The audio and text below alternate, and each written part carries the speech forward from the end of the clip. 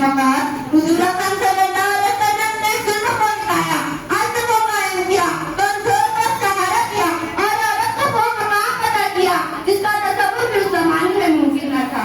आज की सीरत हर मैदान में हमारे लिए मिसाल है।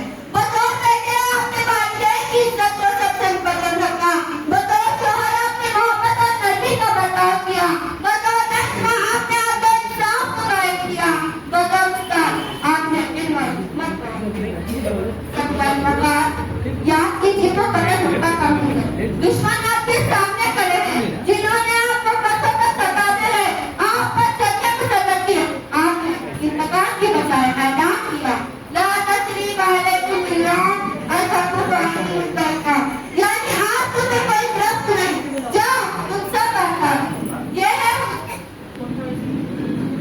है उसकी रहमत, ये है उसका फजल और यही है मीनारे हिदायत की रोशनी। आज तो अबू सुफियान के घर चला गया इसका अमान है, आज तो मस्जिद हराम में दाखिल हो गया इसका अमान है, जिसने घर का दरवाजा बंद कर दिया इसका अमान है। अय्यौम यौमुल मरहमा, आज बदला नहीं माफी का दिन, जाओ आज बदला नहीं माफी का दिन है। हज़रत ग्रामी, आज बदला नहीं माफी का दिन है। हुजूर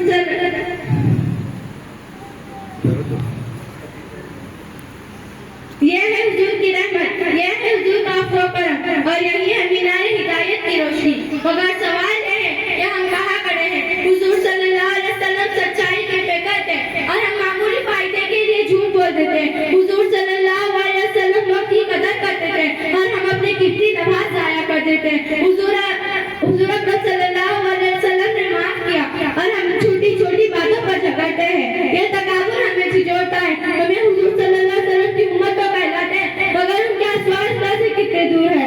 हमें चाहते हैं कि हमारे माशरे में मोहब्बत और अदल कायम है, हमारी जिंदगी और दुनिया में अमन और सलामती का व्यवहार बने तो हमारे नबी करीम सल्लल्लाहु अलैहि वसल्लम की तालीमात को अर्ज़े जा बनाना होगा। मेरे अजीज साथियों, ये हुजूर अकरम सल्लल्लाहु अलैहि वसल्लम खुदा